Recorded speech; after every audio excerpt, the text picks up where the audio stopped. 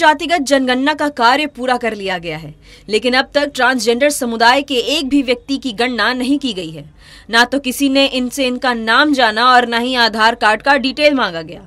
जातिगत जनगणना का जब यह कोड जारी हुआ तो इन्हें 22 नंबर पर रखा गया था, जबकि ट्रांसजेंडर एक्ट 2014 के तहत सुप्रीम कोर्ट द्वारा इन्हें थर्ड जेंडर की मान्यता दी गई। बावजूद इन्हें अलग जेंडर नहीं बल्कि अलग जाति में रखा गया। इसका विरोध करते हुए ट्रांसजेंडर पटना हाई कोर्ट तक पहुंची, जहां इन्हें अलग जेंडर बताते हुए जाति के कैटेगरी से हटाने का जजमेंट आया। लेकिन बिहार में गणना प्रक्रिया पूरी होने के बाद भी ट्रांसजेंडरों का गणना नहीं किया गया। अपने हक के लिए बिहार सरकार को लिखित प्रतिवेदन देने के बाद भी कोई सुनवाई नहीं की गई। वहीं अब यह जातिगत जनगणना के अधिकार के लिए और अपना सर्वे कराने के लिए दर बदर भटक रहे हैं। ट्रांसजेंडर समुदाय के रेशमा प्रसाद ने बताया कि हाई कोर्ट का जो जजमेंट आया है वह हमारे हित में है। उन्होंने ट्रांसजेंडर आइडेंटिटी को बतौर जेंडर आइडेंटिटी बताया है, लेकिन सबसे ज्यादा जरूरी है कि एक फेयर और प्रॉपर सर्वे की जाए, जो हम ट्रांसजेंडर साथियों का नहीं हुआ है। ट्रांसजेंडर साथियों का सर्वे कराना आवश्यक है।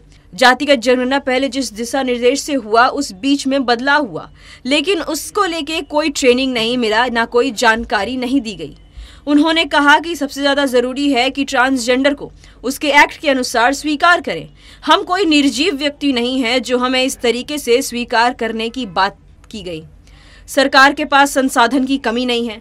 मैं चाहती हूं कि हमारा अलग से सर्वे कराएं। ये सबसे ज्यादा आवश्यक है, क्योंकि सर्वे से डेटा निकल कर आते हैं कि किसकी क्या स्थितियां हैं। अगर सरकार ट्रांसजेंडर व्यक्ति का सर्वे नहीं कर पा रही है तो हमें सर्वे से एक्सक्लूड कर रही है, तो यह एक तरीके का अपराध है। इसका मतलब हमारे साथ लैंगिक अधिकार पर भेदभाव किया जा रहा है, जबकि सुप्रीम कोर्ट का जजमेंट है और ट्रांसजेंडर प्रोटेक्शन राइट एक्ट है। इन सब के बाद भी यह स्थितियां हैं कि हमें कोर्ट जाना पड़ रहा है और बताना पड़ रहा है कि हमारा सर्वे अलग से किया जाए। इस पर सरकार को सोचना चाहिए। जिस तरीके से वह महिला और पुरुष का गणना कर रहे हैं और डेटा जारी करने के प्रयास में हैं, उस तरीके से ट्रांसजेंडर व्यक्तियों का भी न्याय आवश्यक है। अगर हमारा सर्वे नहीं होता है तो हम आगे के लिए अपने साथियों से बात करेंगे और फिर जैसा वह कहेंगे फिर हम भी आगे के लिए कदम उठाएंगे। कोर्ट के फैसले के बाद सरकार के लोगों से हमारी बातचीत हुई और हमने चर्चा किया कि आप क्या कदम उठाएंगे, लेकिन हमें उस तरीके से स्पष्ट जानकारी नहीं मिली। इसके लिए हमने लिखित प्रतिवेदन भी दिया कि आप हमारे सर्वे अलग से कर दीजिए।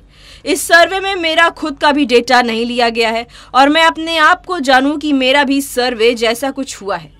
हमारे ऐसी कोई भी साथी नहीं है जिसके पास जाति गणना वाला आया हो और पूछा हो कि आप अपना आधार कार्ड का डिटेल दीजिए या आप अपने परिवार की मुखिया हैं, या कोई भी सवाल नहीं पूछा गया।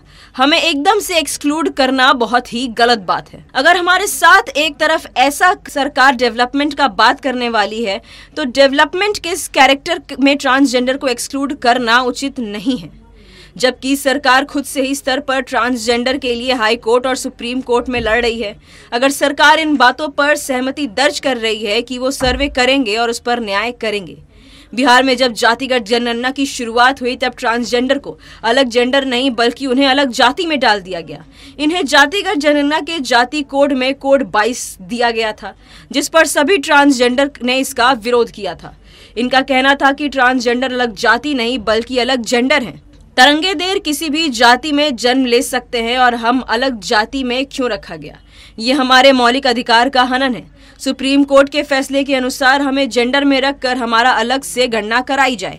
सुप्रीम कोर्ट ने नेशनल लीगल सर्विसेज अथॉरिटी बनाम यूनियन ऑफ इंडिया के मुकदमे की सुनवाई करते हुए 15 अप्रैल 2014 को किन्नरों के पक्ष में फैसला सुनाते हुए समुदाय को कानूनी तौर पर थर्ड जेंडर की मान्यता दी।